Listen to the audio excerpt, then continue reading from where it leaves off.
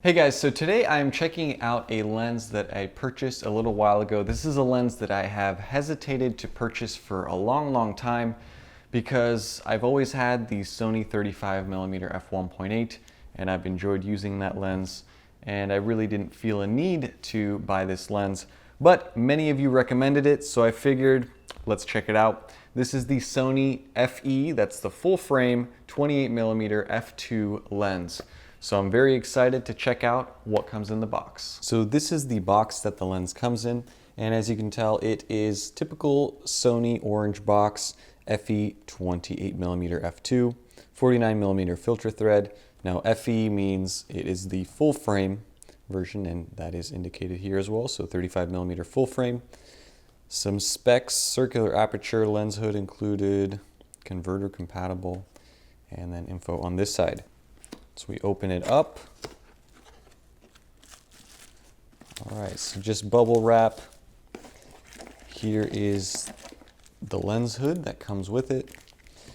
All of your information and warranty info is conveniently tucked away.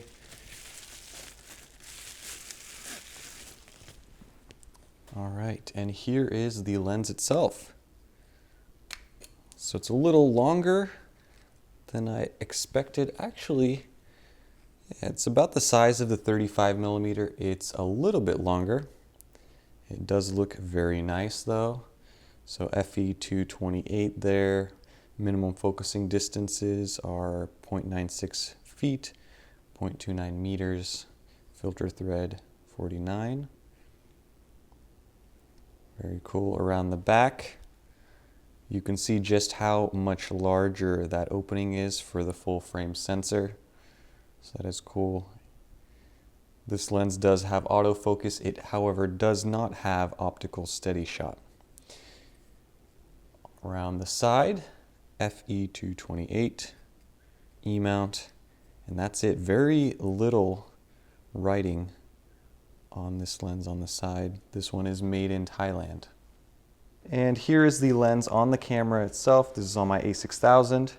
This is what it looks like. I have to say that it looks really good on this camera. It's a little bit bigger than the 35mm, but it's not too big. It's still decently portable.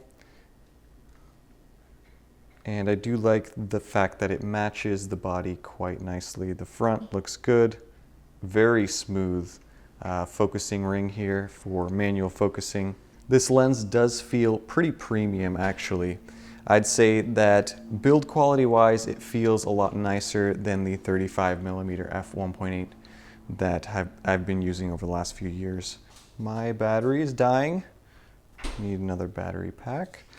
But focus is very quick.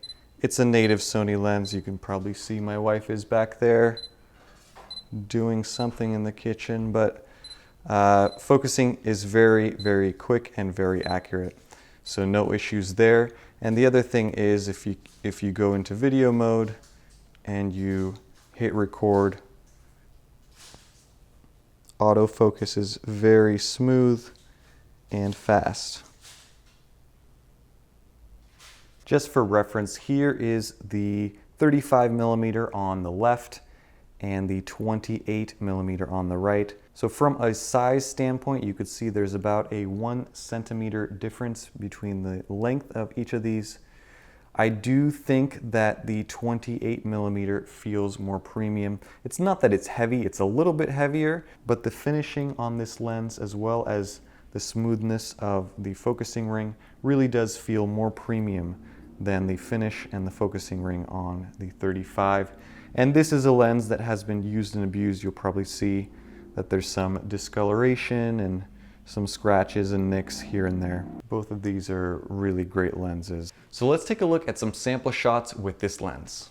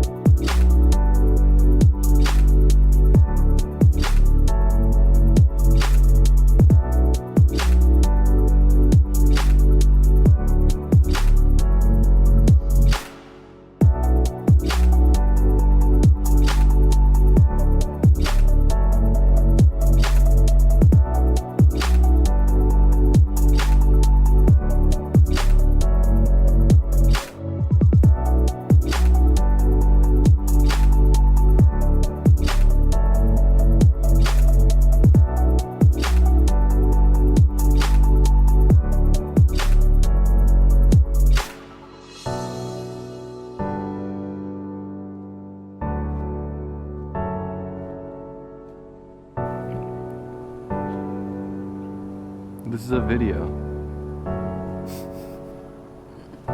Seriously? Yeah. Oh, sorry. So overall, this lens is really, really good. I am pleasantly surprised by it, actually. I think that it's very sharp, and it will probably give the Sony 35mm lens a run for its money, but that is for another comparison video. I think that the 35 versus a 28 f2 would be a very interesting video for me to make. So I will be doing that in the future. Using this lens was very, very easy. I do like the 28mm focal length on the crop sensor. I think it's a very usable outdoor street photography lens, and it does a pretty decent job of doing portraits as well. Just for fun, as sort of a preliminary comparison, let's switch over to this 28mm. So this is the 35 that you've been watching, and now the 28. So there we go. Now I am recording using the Sony 28mm lens, and I have to say it looks pretty dang good. So I may eventually switch over to using this 28mm lens. The only thing that is stopping me from making the switch right now is the optical steady shot on the 35mm lens, which if you are using the camera for handheld video, that OSS really does help make your shots less shaky. So you don't have that with the 28mm, which is unfortunate. But overall, I'd say that this is a great lens, and definitely one that you should consider if you are looking for a very, very good prime for your Sony a6000, a6300, or a6500. That is going to be it for this overview of this lens. I hope you guys enjoyed it and learned something. Stay tuned for more, and stay tuned for the future comparison between the 28mm and the 35mm. I think that'll be a good one.